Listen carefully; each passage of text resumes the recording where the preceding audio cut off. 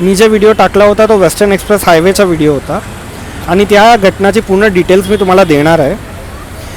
मी घाटकोपरला राहतो आणि मलाडमध्ये माझा जॉबचा इंटरव्ह्यू होता.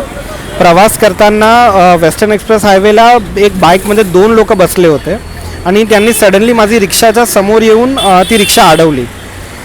डिस्टन्स एवढा कमी होता की रिक्षाचा ॲक्सिडेंट होऊ शकतो, एवढा डिस्टन्स कमी होता.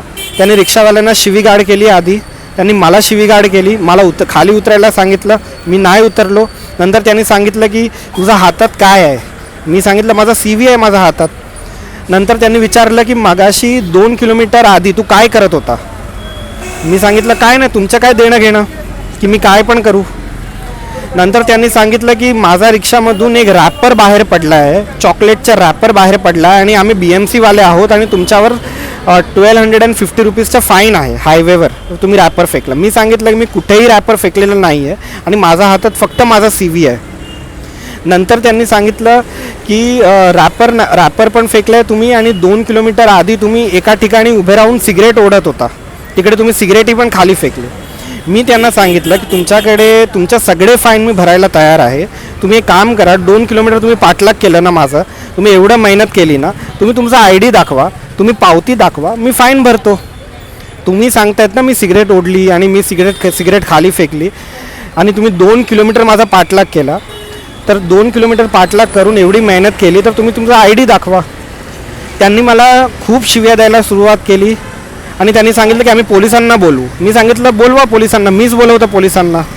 नंतर मी व्हिडिओ रेकॉर्डिंग सुरू केली. जशी व्हिडिओ रेकॉर्डिंग सुरू केली त्यांनी त्याचा टोन एकदम बदलला, तो पडून गेला तिकडनं. आधी तो 1250 रुपये काहीतरी मागत होता. नंतर तो पोलिसांचं नाव मी सांगितलं की मी 100 नंबरला कॉल करतो. नंतर त्यांनी सांगितलं की 500-600 दे. नंतर त्याचा टोनच बदलला. हे होत असताना त्याचा मित्र पण सोबत होता. त्यांनी आणखी 2-3 लोकांची रिक्षा व टॅक्सी थांबवली आणि अशाच प्रकारे फाईन मागायला लागला. काही लोकांनी दिले फाईन, काही लोकांनी नाही दिले फाईन. त्याच्याकडे ID कार्डच्या नावाखाली फक्त एक ब्ल्यू कलरचा पट्टा होता आणि त्या पट्ट्यावर काहीतरी लिहिलेलं होतं. आता हे असले पट्टे कुठे भेटतात आणि 15-15, 20-20 रुपयात भेटतात असे पट्टे.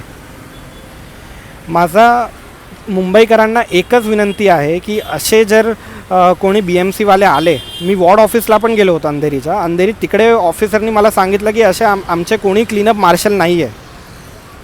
तर असे कोणी वेस्टर्न एक्सप्रेस हायवेला तुम्हाला सापडले तर जागोजाग तिकडेच त्याला जाब विचारा आणि पोलिसांना कॉल करा.